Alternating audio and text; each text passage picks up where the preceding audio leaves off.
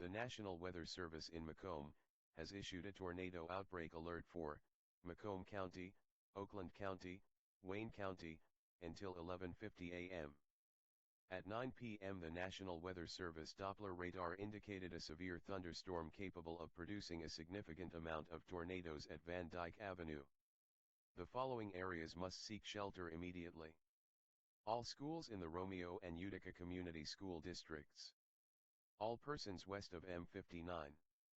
As well as people at or near Great Lakes Crossing and Partridge Creek Malls. A very strong violent tornado was spotted north of 25 and Van Dyke. Safe places include a storm cellar, a basement, or an inside room without windows on the lowest floor, such as a bathroom, closet, or center hallway.